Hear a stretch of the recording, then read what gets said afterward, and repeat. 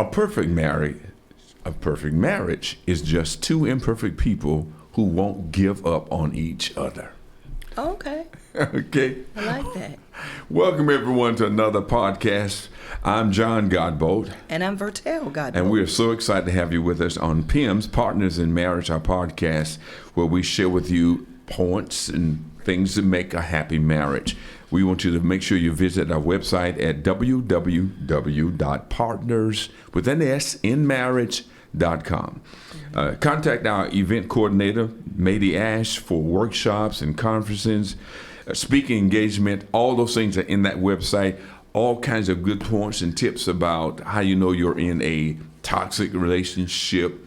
A little test you can give yourself to make sure you're on the right track with your marriage, and a lot more information. Personal testimonies as well from some of our friends, especially some of those who help us write the book called A Happy Marriage. If you don't have it, please get it. All the brick and mortar buildings have them online, Amazon, and you can go to our website and order it as well. Okay, we want to make sure you get that. Now, we didn't finish half of what we were supposed to talk about the last session, but we won't finish this half either, but we're going to try it, okay? We want to talk about, again, spiritual intimacy. The reason this is so important, you should be friends first, which is our first chapter in the book, how, and describing what friendship really is. Friendship is something that does not require anything of the person other than the fact they are who they are and you like them just like they are. I could be friends with any female, and with any female, I do the same thing with a friend of that female I would do with my wife, because friendship does not take us beyond the fact that there's no requirement. But what has happened is people have taken friendship to another level, okay? And they say, we're just friends. But you can't be friends if you're already in the bed. You can't be friends if you already gotten involved in buying things together. That's another piece, partnership, et cetera, et cetera. So chapter 2 is about spiritual intimacy. What did God say about the person that we are, the personage that we are? Last time you talked about this in our last segment, that we are a spirit with a soul in a body with a will. Now that's deep. Yes. 3 parts of me you can't see. You only see one part. So the 3 most important parts are invisible, which is what we must start with in a marriage in the first place. I got to recognize that spiritually, I must be married to the right person. And if I'm involved with other people prior to that, I'm interfering with not only the person who got in my life at the wrong time, I'm interfering with someone else that should be with another person instead of me. Exactly. That's exactly right. Okay. Because I remember when we got married and had children, we started praying for their husbands and their wives then. God preserve them. Don't let them get caught up into all kinds of trauma and drama. You know, make them whole for Royville. Make them good for Jocelyn. And we prayed that way. And so that their relationship that we try to instill in them wouldn't be hampered by whomever it was they were getting married to. Yeah. And I just want to say this. First of all, Jesus was the first one said in Genesis, early, with Adam and Eve. He said, therefore shall a man leave his father and his mother and shall cleave unto his wife, and they shall be one flesh.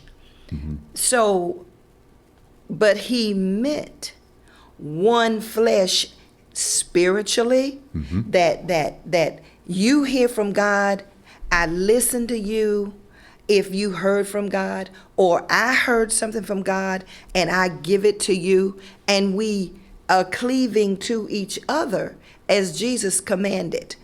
And a lot of times, I think, this hit me when I was looking at another scripture, Hebrews 13:4, that says, marriage is honorable in all.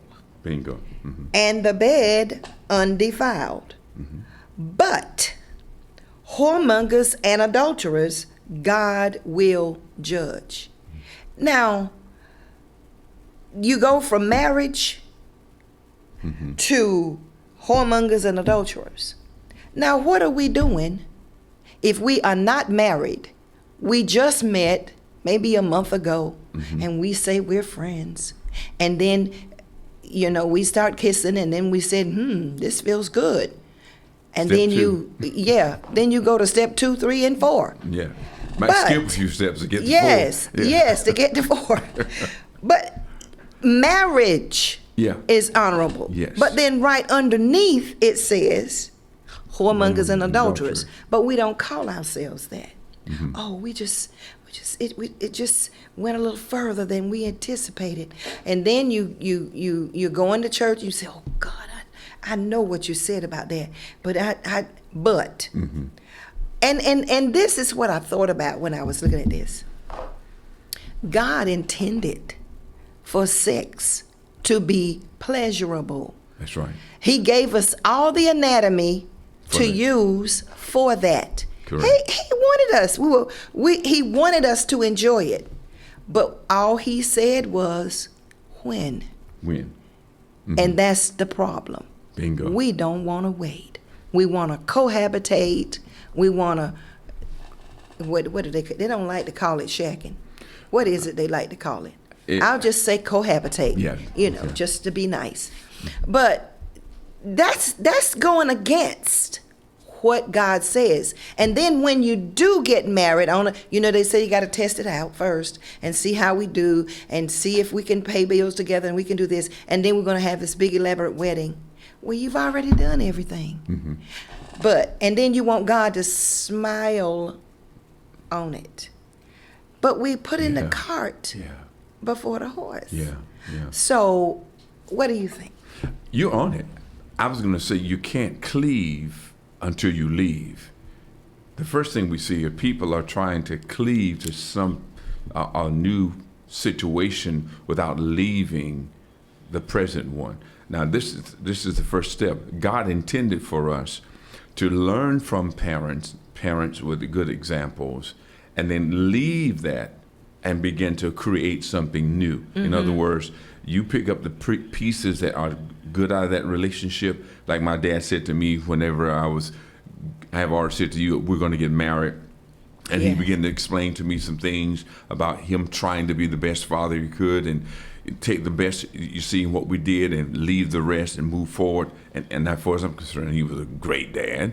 But the point was, I couldn't just come to you and then run back home and say, Mom, she doesn't cook like you, or it ain't going right like I thought. I can't run back and forth. I got to stay there. Two imperfect people that won't give up on each other and saying, we're going to work through this. But here's the key, what you talked about in 1 minute, time goes so fast. Here's the key. If indeed we are spiritual, we don't have to test it out because we can say, God, is this the one? If we were spiritual instead of carnal in our reasoning for marriage, Right. and we were praying about this, God, is this the right one for me? Is this the one for me? Yes. He would speak to us, and he does it with 2 and 3 witnesses, all in all. We're not preaching, guys, but this is so important. We're in the scriptures. This is what God says about marriage, to leave the home environment that you have picked up information from, but create your own. Yes. Okay, but you're doing it through spiritual. So what did Adam teach his children when they left the garden? The same thing that God showed him.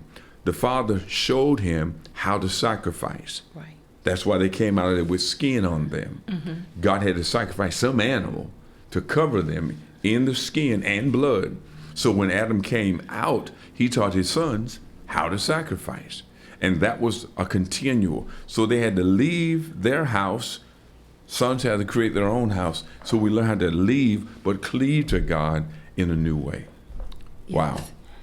I wish we had more time. Guess what? What? It's over for another session. Okay. But we'll come back. Okay, we'll come back another time. Guys, listen, we always tell you this. Don't forget it. Marriage is not a destination. It is a journey of love.